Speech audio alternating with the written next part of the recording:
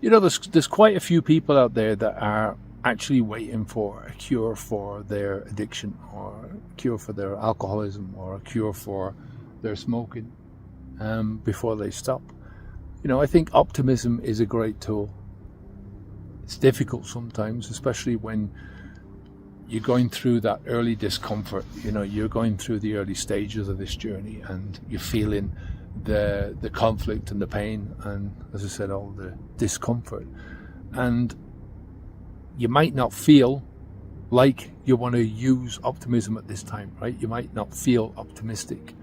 And when I'm talking about optimism, I'm not talking about rose-tinted glasses here. I'm talking about realistic optimism, right?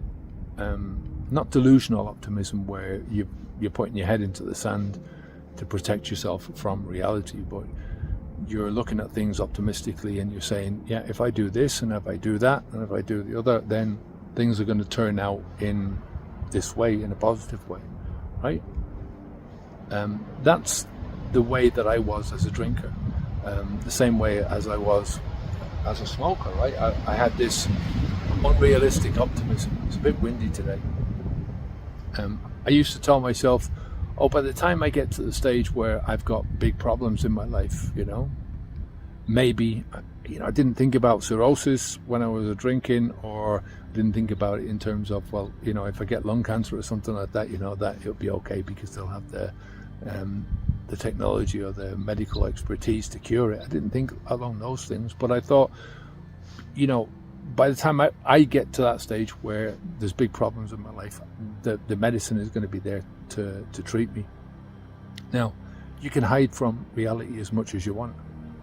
It's your life, it's your body, and you can do what you want with it. And I think that's more power to you, whatever. You're more than welcome to have a strategy like this, crossing my fingers and I'm thinking, hope shit turns out good, right?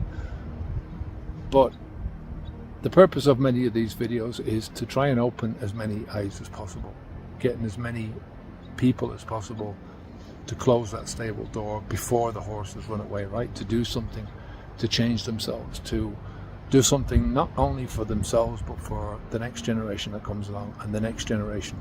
I mean, look, this is, as far as I'm concerned, this is an inevitable outcome to what we're doing. You see the way that people are talking about cigarettes now and smoking.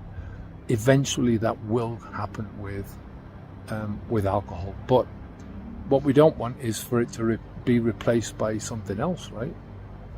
Because if the instant gratification is there, if that mindset is still there, if we still keep teaching our kids about it's okay for us to try and find some kind of solace or escape with a drug, they're going to do it as well. They'll just find their own drugs to do it. So hope that makes sense. Take care of yourself, and I'll speak to you soon. Onwards and upwards.